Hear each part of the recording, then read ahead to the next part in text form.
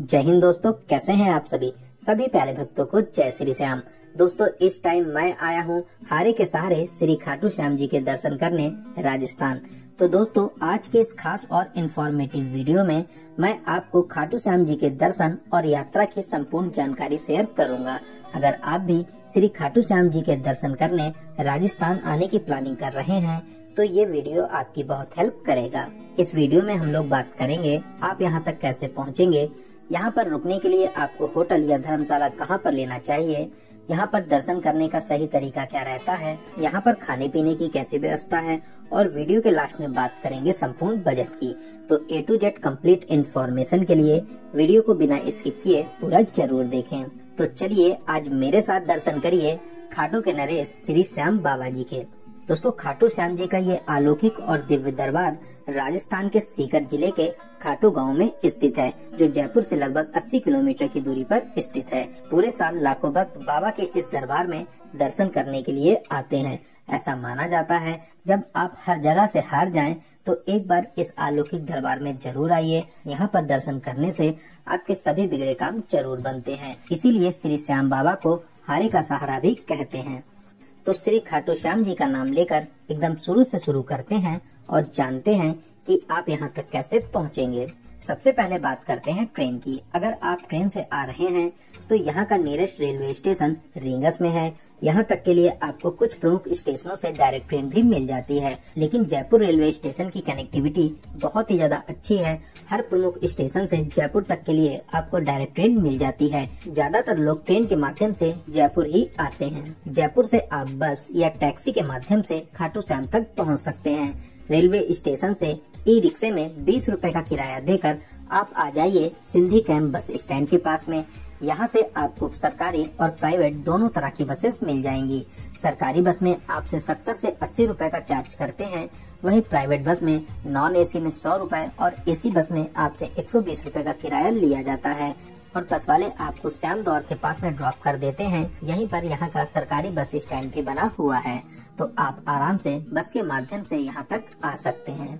वहीं दोस्तों, अगर आप रींगस रेलवे स्टेशन पर उतरते हैं तो यहाँ से खाटू श्याम मंदिर की दूरी 16 किलोमीटर रह जाती है।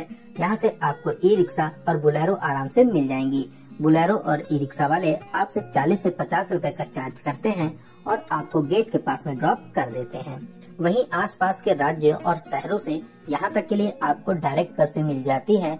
बहुत से शहरों से टूर एंड ट्रेवल्स वाले यहाँ तक की यात्रा भी करवाते हैं। तो अगर आपके शहर से यहाँ तक के लिए बस की फैसिलिटीज मिलती हैं तो आप आराम से बस के माध्यम से भी आ सकते हैं। बात करें फ्लाइट की, अगर आप फ्लाइट से आना चाहते हैं तो जयपुर में इंटरनेशनल एयरपोर्ट बना हुआ है। आप जयपुर तक आने के बाद में बस या टैक्सी के माध्यम से खाटू श्याम तक पहुँच सकते हैं। वहीं दोस्तों, बहुत से लोग अपनी खुद की कार से भी यहाँ तक आते हैं। यहाँ तक आने के लिए ये भी एक अच्छा तरीका रहता है। बस स्टैंड के पास में ही बहुत ही बड़ी पार्किंग एरिया है। यहाँ पर आपको स्नान करने और फ्रेश होने के लिए भी बहुत ही अच्छी व्यवस्था मिल जाती है, तो आप आराम से यहाँ पर अपनी कार को पार्क कर सकते हैं। तो चलिए, बहुत ही प्यारा सा सफर पूरा करके अब हम लोग आ चुके हैं खाटू श्याम जी के दरबार खाटू धाम में। दोस्तों, सामने ही आप तोरण द्वार देख रहे हैं, इसको वैकुंठ द्वार भी कहते हैं। यहाँ से खाटू मंदिर की दूरी लगभग 1.5 किलोमीटर की रह जाती है। श्री श्याम द्वार के पास में भक्तों की बहुत ही ज्यादा भीड़ भाड़ रहती है। यहाँ पर भक्त आपको श्याम जी के गीतों पर झूमते और गाते मिल जाएंगे। आप यहाँ पर इस भक्ति में शामिल जरूर होइए, आपको यहाँ पर बहुत ही ज्यादा अच्छा लगेगा। तो चलिए अब हम लोग जानते हैं यहाँ पर रुकने के लिए होटल या धर्मशाला कहाँ पर लेना चाहिए और इनके क्या रेट्स रहते हैं। दोस्तों, जब आप रींगस साइड से आते हैं तो द्वार से पहले ही आपको बहुत से होटल और धर्मशाला मिल जाएंगे। अगर आप उधर लेना चाहते हैं तो आप वहां पर भी रुक सकते हैं। वहीं श्याम द्वार के आसपास भी आपको बहुत से होटल और धर्मशाला मिल जाएंगे। यहाँ से आप 50 मीटर आगे बढ़ते हैं तो यहाँ पर आपको बहुत से धर्मशाला मिल जाएंगे। यहाँ पर आप गडिया धर्मशाला, झुंझुनू धर्मशाला, वहीं इसी धर्मशाला के पड़ोस से गली में अंदर वृंदावन धर्मशाला भी बना हुआ है, जो बहुत ही बड़ा धर्मशाला है। यहाँ पर आपको कार पार्किंग भी मिल जाती है। यहाँ पर रूम्स के रेट 800 से स्टार्ट हो जाते हैं, जिसमें आपको 4 बेड की फैसिलिटीज मिलती है।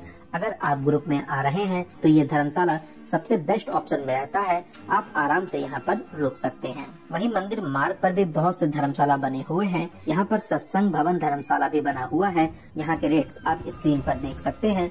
बहुत ही प्यारा और अच्छा धर्मशाला है। अगर आप यहाँ पर रुकना चाहते हैं तो यहाँ भी रुक सकते हैं। वहीं बात करें होटल्स की तो द्वार के पास में ही बहुत ही अच्छे और VIP होटल्स बने हुए हैं। वहीं मंदिर मार्ग पर ही जैसे ही आप पेट्रोल टंकी से थोड़ा सा आगे बढ़ते हैं तो गली में बहुत से अच्छे और सस्ते होटल भी मिल जाएंगे। साथ ही मंदिर मार्ग पर भी बहुत से होटल्स बने हुए हैं। यहाँ पर आप होटल श्याम में रुक सकते हैं, श्री श्याम जी गेस्ट हाउस में रूम ले सकते हैं और भी बहुत से अच्छे होटल्स हैं, उनमें रूम ले सकते हैं। यहाँ पर होटल्स के रेट 800 से स्टार्ट हो जाते हैं। तो चलिए एक अच्छा सा रूम लेने के बाद में कुछ देर आराम करेंगे और फिर फ्रेश होने के बाद में अब हम लोग चलते हैं बाबा खाटू श्याम जी के दर्शन करने। दोस्तों मंदिर के खुलने और बंद होने का एक निश्चित समय है। मंदिर सुबह 5:30 बजे खुलता है और फिर दोपहर में 1 बजे आरती होने के बाद में बंद हो जाता है। फिर शाम को लगभग 4 बजे खुलता है और रात में 10 बजे बंद हो जाता है। लेकिन दोस्तों एकादशी, न्यू ईयर, फेस्टिवल्स पर, फागुन में लगने वाले लकी मेला, जन्म उत्सव और संडे सैटरडे को भीड़ को देखते हुए पूरे दिन ही मंदिर खुला रहता है। साथ ही मंदिर कमेटी के आदेश पर टाइमिंग को चेंज भी किया जा सकता है। दोस्तों मंदिर मार्ग पर दोनों ही साइड बहुत ही प्यारी सी मार्केट बनी हुई है। आप यहाँ से खाटू बाबा के लिए प्रसाद, फूल माला, मोर पंखी, इत्र और निशान ले जा सकते हैं। यही खाटू श्याम जी को चढ़ता है। तो मेन मार्केट से होते हुए अब हम लोग आ चुके हैं मंदिर के एंट्री पॉइंट पर। दोस्तों यहाँ पर बहुत ही ज्यादा भीड़ भाड़ होती है। भीड़ को कंट्रोल करने के लिए रेलिंग की व्यवस्था की गई है। बहुत ही अच्छे तरीके से रेलिंग को लगाया गया है। बाबा का जयकारा लगाते हुए आगे बढ़ेंगे।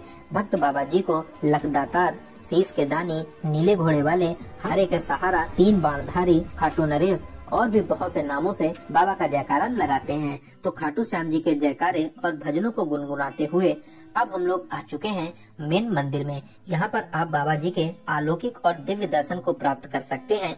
दोस्तों सच में बहुत ही सच्चा दरबार है। यहाँ पर आपको बहुत ही ज्यादा शांति मिलेगी। खाटू श्याम बाबा आपकी सभी मनोकामनाओं को जरूर पूरा करेंगे। दोस्तों कमेंट बॉक्स में जय श्री श्याम जरूर लिखते चलें। दोस्तों खाटू श्याम जी का संबंध महाभारत काल से माना जाता है। बाबा जी का दूसरा नाम बर्बरीक है। बर्बरीक जी 5 पांडवों में से एक भीम जी के पोते और घटोत्कच जी के पुत्र थे। महाभारत के युद्ध में जब श्री कृष्ण भगवान जी ने इनसे पूछा आप किसकी तरफ से युद्ध लड़ेंगे, तो इन्होंने कहा कि जो पक्ष हारेगा मैं उसकी तरफ से लड़ूंगा। भगवान श्री कृष्ण परिणाम को पहले से ही जानते थे। उनको डर था कि कहीं इसमें कुछ उलटफेर न हो जाए, तो इसलिए उन्होंने एक ब्राह्मण का रूप धारण किया और बर्बरीक जी के पास भिक्षा मांगने के लिए आए। बर्बरीक एक महान दानी भी थे। भगवान श्री कृष्ण ने उनसे उनका शीश मांग लिया। बर्बरीक ने तुरंत ही अपना शीश काटकर ब्राह्मण को समर्पित कर दिया। इस महान बलिदान से प्रसन्न होकर भगवान श्री कृष्ण अपने असली रूप में आए और बर्बरीक जी को आशीर्वाद और वरदान दिया कि कलयुग में आप मेरे श्याम नाम से जाने जाएंगे। जैसे जैसे कलयुग बढ़ेगा आपका यश और प्रसिद्धि और भी ज्यादा फैलेगी। आपके पास आया व्यक्ति कभी भी निराश होकर नहीं जाएगा। आप अपने भक्तों का भाग भी बदल सकेंगे। दोस्तों इसी खाटू गांव में बाबा जी का शीश अवतरित हुआ था। इसी से बाबा जी का नाम खाटू श्याम है। दोस्तों यहाँ पर दर्शन करने के बाद में अब हम लोग चलेंगे श्याम कुंड, जो यहाँ से कुछ ही दूरी पर स्थित है। दोस्तों ये कुंड बहुत ही पवित्र है। इस पवित्र जल में स्नान करने से स्किन से संबंधित सभी बीमारियां खत्म हो जाती हैं। तो आप इस कुंड में स्नान भी कर सकते हैं। श्याम कुंड से कुछ ही दूरी पर हनुमान जी का भी मंदिर स्थापित है। आप यहाँ पर हनुमान जी के दर्शन कर सकते हैं। साथ ही साथ यहाँ पर खाटू श्याम जी का भी एक छोटा सा मंदिर बना हुआ है। साथ ही यहाँ पर पवित्र कुंड भी बना हुआ है। आप यहाँ पर भी दर्शन कर सकते हैं। दोस्तों इसके अलावा मंदिर मार्ग पर ही सीताराम जी का भी मंदिर स्थापित है। ये भी बहुत प्राचीन मंदिर है। यहाँ पर भी आप दर्शन प्राप्त कर सकते हैं। चलिए अब हम लोग बात करते हैं यहाँ पर आने का सबसे अच्छा समय कौन सा रहता है।